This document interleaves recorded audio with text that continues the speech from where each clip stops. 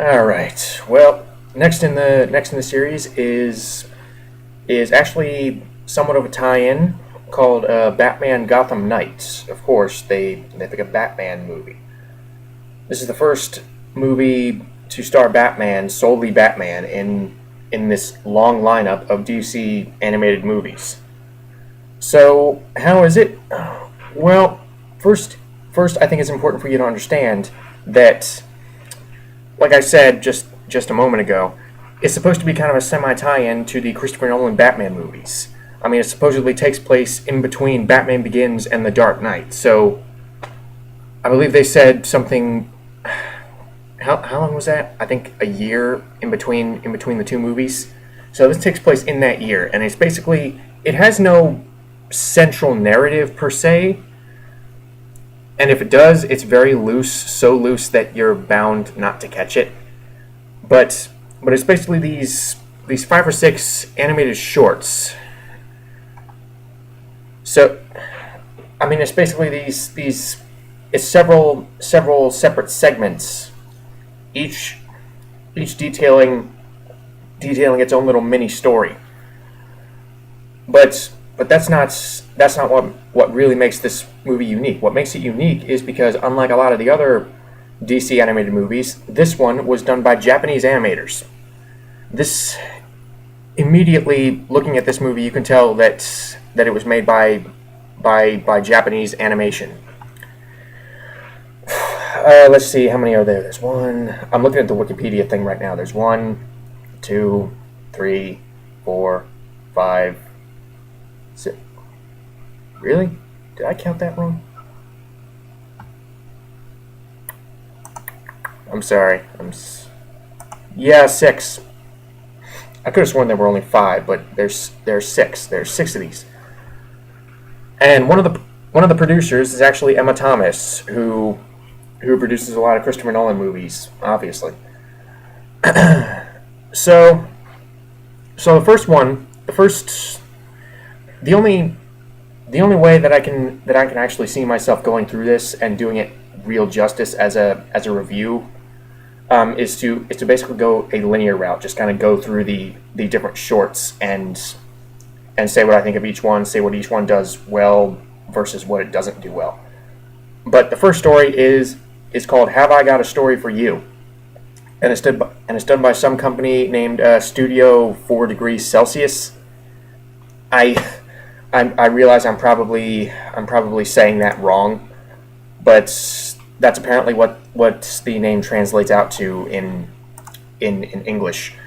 But basically what it is, it's these four kids who who are at this skating rink, and they all have apparently had run-ins with the Batman. So they proceed to tell each other. Each of them proceeds to tell a story of how they were one of the many witnesses to Batman fighting crime. Now, two things that struck me upon viewing this short. A, the plot, pardon me, the plot of this is a complete knockoff of an episode of Batman the Animated Series. The episode is called Legend of the Dark Knights, and it was basically the exact same story. I mean, it's this group of kids each telling the others how they interpret Batman and how they see him and whatnot. Although with basically one key difference. The difference is in Legends of the Dark Knight, that was an opportunity to show the very very striking contrast between the different versions of Batman. Like one kid, his story was done in the style of the classic '60s Batman. Like, well done, old chum. Another kid was doing the very Frank Miller '80s Batman, where they paid tribute to The Dark Knight Returns. So that was a really clever idea, and I believe that episode. I don't know if it won an Emmy, but it at least was nominated. It's a very popular episode, and if you haven't seen it, I recommend checking it out because it's better than this. This "Have I Got a Story for You" instead of going that route, kind of doing a retrospective of the different versions of Batman, this one takes an opportunity to show kind of what each. I'm trying to explain it. It's because there are several different versions of Batman in this short, but instead of doing kind of a retrospective, they do the versions are pretty random and completely disconnected from each other because one of the kids imagines Batman as this kind of living shadow that can turn into this shadowy ooze on the ground and rise up behind his opponent and hit his opponent. This very vampire zombie-esque Batman. Another kid imagines Batman as this kind of 10-foot gargoyle thing. Another one imagines him as Iron Man. Basically, yeah, it's Iron Man. So, while I applaud them for kind of switching up the formula and not doing a carbon copy, and to be fair, they do credit the original story, and I'm not saying that Legends of the Dark Knight was the first time that this story was told, because even that was based on something, but at least this short acknowledges that this is not exactly a new idea. Although I would have liked to have seen something different for the first Batman animated movie from this studio that was separate from the DC animated universe. But as it is, this short is fine. I mean, you won't be bored. They do try and mix up the formula by doing some very unique interpretations of Batman, or at least interpretations that are unique from each other. No two versions of Batman feel the same. But the second thing that struck me about this movie, and this short in particular, is how ugly the animation was. And I'm not saying the animation is poorly. I'm not saying it's poorly animated or anything, but it's just not appealing to the eye. It's not. Now maybe that's because I'm completely uninitiated in anime. Because really one of the few animes that I actually like is Dragon Ball Z. So maybe this is a common theme or maybe this is a common style in Japan, but I just found this animation just really difficult to look at and kind of unsettling because all the humans look like aliens. They look like these crazy mutant creatures with these bug eyes. They have really grotesque movements. And in addition, the four kids that are telling these stories are pretty annoying. They are really portrayed as these very kind of in-your-face urban stereotypes. So, if I was really kind of recommending this short, I would only recommend it if you've already seen Legends of the Dark Knight, because Legends of the Dark Knight is a lot better than this. It's not nearly as annoying, it's not nearly as in your face, it's not nearly as unpleasant. But I will say this, and this goes for all the action in the movie. All of the action scenes in the movie are fairly exhilarating. They're really well animated, and it's not like whenever the characters are like talking to each other or something, where like I said, it looks very grotesque. The fight scenes and the chase scenes are fairly smooth. They're fairly fun to watch. The perspective gets really close to the action, but not so close that you can't tell what's going on. It has a very strong sense of style, and it is something different. I will give them that. This really was a relatively bold experiment, and maybe it's kind of like the 50s aesthetic for Justice League New Frontier. Pardon me. Where it's just me. I couldn't really get into the style because I can see someone like I don't know, my brother. He's really into anime. He would probably like this movie in terms of its art style a lot better than I did. And I'm not trying to make it out like I'm prejudiced against any animation that I just don't get. I am trying to be considerate of other people's taste in animation. I mean, I don't like to go around saying, "Oh, I am right and everyone else is wrong." Why would I do that? But yeah, from a script perspective and from from an overall story perspective, this is inferior to Legends of the Dark Knight, and considering that was done years ago, back in the 90s, it renders this particular short kind of superfluous. But what's next? Okay, the next is called Crossfire, and it's done by Production IG. Okay, and it's basically the guy. This is what I was saying. How if this does have a central, if this does have an overarching narrative, it's very loose, because this somewhat picks up where the last short left off, because at the end of the last short, Batman apprehended this guy in a mask, the Man in Black or whatever, and this short picks up with two cops, Crispus Allen and Anna Ramirez, transporting him to the asylum, Arkham Asylum in the Narrows, and they're caught in the middle of this gang war between Salvatore Maroni and the Russian, who are both characters from The Dark Knight. So they get into trouble and Batman saves them. Fairly straightforward. Okay, so this short was fine. It was better than the previous one. The animation is not nearly as grotesque this time around. Although in the action scenes, it's still very good. It does provide some pretty cool visuals with Batman in the flames and whatnot, kind of like Sephiroth in Final Fantasy VII. And yeah, it's fairly standard stuff. They don't really do anything with the characters of Maroni or the Russian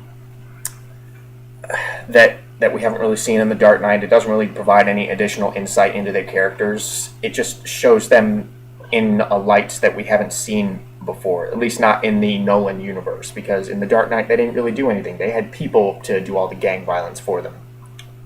So yeah, there's that little bit of novelty, and there is the novelty of seeing a very well realized Japanese animated version of Batman, who looks far more impressive than he did in any of the than in any of the versions from How I Got a Story for You. So yeah, fairly standard stuff, but fairly well done. Next one. Okay, next one is called Field Test, and it's animated by, it's brought to us by B-Train. So Lucius Fox designs a new suit for Bruce Wayne, and it's a suit that can basically deflect bullets. You can see how this might pose a problem. Once again, Batman is going after Salvatore Maroni and the Russian, so it's not really as... It's kind of a retread of the previous one. I mean, it's kind of continuing the story, but they don't really add anything new. It just amounts to Batman going to bring these guys down. So yeah, it's not as good as the last one. The new suit does seem to have a more Japanese influence. It seems to be a little less urban and a little... He almost has like a beak now, because you know how in the traditional Batman costume I'm trying to do the profile here. It kind of comes down into the shape of a human face, where there's kind of an indent around here to make room for the brow and whatnot. But instead here I'm gonna... How the traditional Batman mask kind of goes like this. But the costume, the mask here, kind of goes like this. So you get what I was saying about him having this sort of beak. He looks kind of dopey, I will admit. He doesn't really look as frightening. And aside from being an interesting experiment in terms of the technology that he has at his disposal, this doesn't really bring anything new to the table either. I mean, again, it's fairly standard stuff, but it's somewhat of a downgrade from the fairly solid previous segment, because it does show why Batman doesn't implement this technology more often, because there's always a chance that a bullet can can ricochet off of his outfit and seriously injure a civilian. So, yeah, that's really the only thing that this particular short brings to the table. But here is another fairly solid short, and it's called In Darkness Dwells, and it was animated by Madhouse, and it was actually written by David S. Goyer. And it deals with the abduction of a cardinal and his subsequent kidnapping and transportation into a sewer system. He's kidnapped by the Scarecrow, and Batman and Gordon basically conduct an operation to go in and save him. Although the thing is, this introduces Killer Croc, and yeah, I'd be lying if I said this wasn't a wasted opportunity, because although Killer Croc has never exactly been the most interesting of Batman's villains, I think they could have done more with him than just one scene, because he fights Batman for like 30 seconds to a minute, and then he's gone. He's never to be seen again in the movie. I mean, they had an interesting premise going for him, where he was experimented on by Dr. Crane when he was incarcerated in Arkham. And they even, this may or may not have been a nod to Batman Returns. Why anyone would want to pay homage to Batman Returns, I don't know, because Batman Returns sucks. But Gordon mentions how Waylon Jones, his parents did not want him, so they threw him into the sewer, and the chemicals that were also dumped in the sewer kind of changed him and made him into this monster. And he apparently files his teeth into these razor sharp points. And in addition, he's made him crazier by, again, the fact that Scarecrow has experimented on him. And he's got Scarecrow's fear gas running through his veins, so when he bites Batman, Batman kind of goes through this drug trip. So, yeah, you had a really interesting premise here, but it basically, again, amounts to a 1-minute fight, and then Batman basically puts a bomb in Killer Croc's mouth, and Killer Croc just kind of limps off. He leaves. Batman never apprehends him. He is gone without comment. And then the rest of the short is just Batman going to stop the Scarecrow. Or not really stop the Scarecrow, more like rescue the Cardinal and just kind of leave Scarecrow. So fairly standard stuff, but all in all, fairly enjoyable. I wish they had actually delved into the villains a bit more, but I don't really know how much I can complain, considering it is a short film. But I think they had a real wasted opportunity with the backstory, with the comparatively interesting backstory they gave Killer Croc.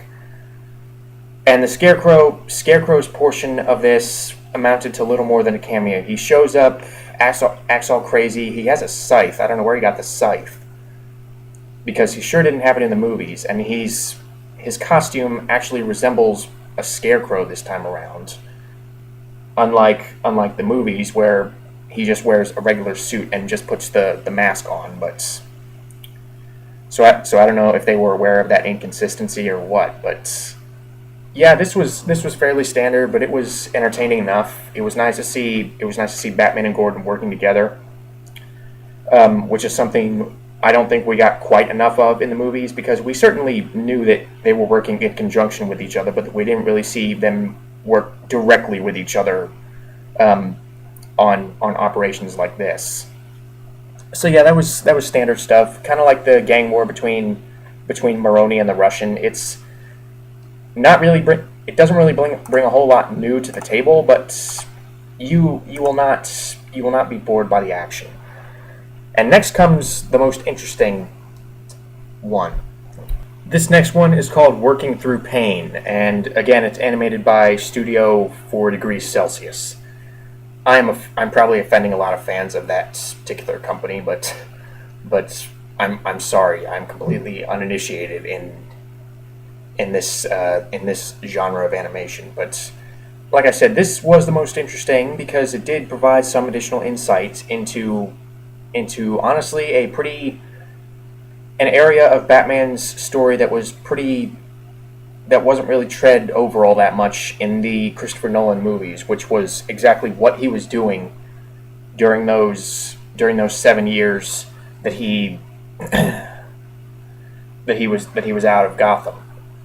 And this shows what he was doing for a chunk of it, at least, because he goes to this foreign country and and he volunteers at a hospital, and this eventually leads him to become a mentor to a woman named Cassandra, who is voiced by Parminder Nagra from Bend It Like Beckham. So she basically instructs him on how to work through pain, how he can eventually stand on hot coals, and he still feels it, but he just doesn't react to it.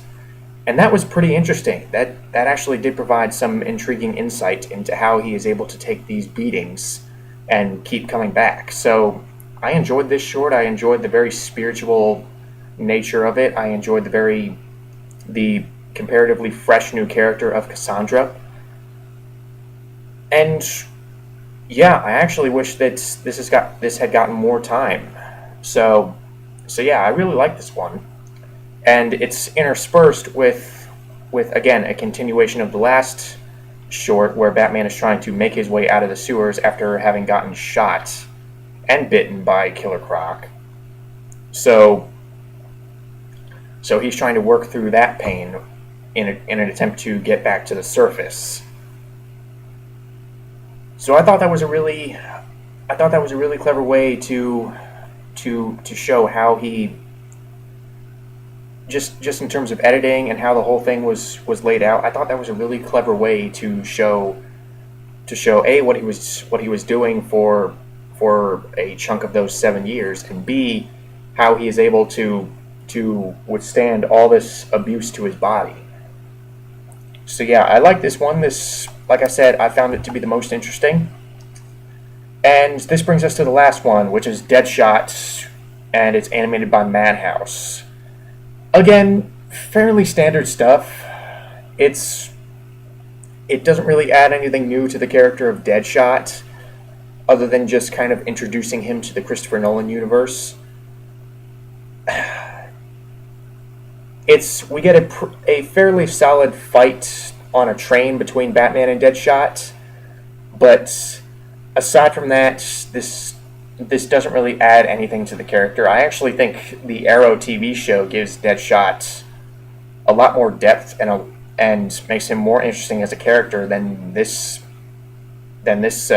movie ever does. But again, as standard as it is, it's entertaining in its own right. Like I said, the train fight was a particular highlight. It showed off some really cool animation. And at this point, the animation was not nearly as unsettling as it was at the beginning of the movie. Probably because it was a different... it was not exactly worked on by the same people. This short was written by Alan Burnett. So that's probably a reason why despite its painfully adequate premise, it still managed to keep me entertained. So yeah, what else is there to talk about? There is the voice acting. The main draw for me to this movie is Kevin Conroy coming back to the role of Batman. He is still the perfect voice for Batman. I don't really think there's a whole lot of people who will debate that. Although, if this proves anything, it's how ridiculous Christian Bale sounds in comparison. And I really like Christian Bale as Batman. He's probably, if he's not my favorite screen version of Batman, he's up there. But when you compare his Batman voice to Kevin Conroy's Batman voice, there is no question that Kevin Conroy is better. And again, I'm not trying to take a dump on Christian Bale's performance, but I am saying that he was a better Bruce Wayne than he was a Batman. So yeah, overall, overall, the pros barely outweigh the cons. And Kevin Conroy is not the only noteworthy voice actor, because you have guys like Corey Burton, Rob Paulson, Will Friedle, who all do solid jobs, and Scott Menville. All of them serve as kind of extras, but you have very talented actors and actresses working even as extras. You have some serious talent. I mean, even extras in an animated movie need to be able to give a solid performance, because even if they only give one or two lines, they need to be able to really sell those one or two lines. And the fact that they got such talent as Jason Marston and Scott Menville and Hynden Walsh, really, it really helps seal the deal in terms of the voice acting. And like I said, Parminder Nagra voices Cassandra. She does a really good job. I actually wish she would have dabbled into animation a little bit more often, or dabbled into voice work a little bit more often, because she and Kevin Conroy, basically, they're the best parts of this movie in terms of the voice acting. But again, like I said, the animation at its worst, it's grotesque and creepy at its worst, but at its best, it's actually fairly exhilarating. They get some really cool angles right up there along with the action. Did it really need to be here in conjunction with the Christopher Nolan Batman movies? Probably not, and there are some inconsistencies. Like I said, the Scarecrow design is inconsistent. And even Maroni, the character of Maroni, he did not have a Tom Selleck handlebar mustache in the movie where he was played by Eric Roberts. So, really don't know what's going on there, but this has some standard Batman stories and more than a few lackluster moments, but the standard stuff is still good. I mean, it's just standard. I mean, it's just adequate by the standards of these guys, like Alan Burnett and Bruce Timm and all the guys over at Warner Brothers Animation. Although, as you can probably tell, Warner Brothers Animation didn't really have a huge part to do with this, considering how clearly foreign the animation is. And speaking of that, it serves as an interesting experiment, and something that, if it was a little more refined, could have been something really unique and really.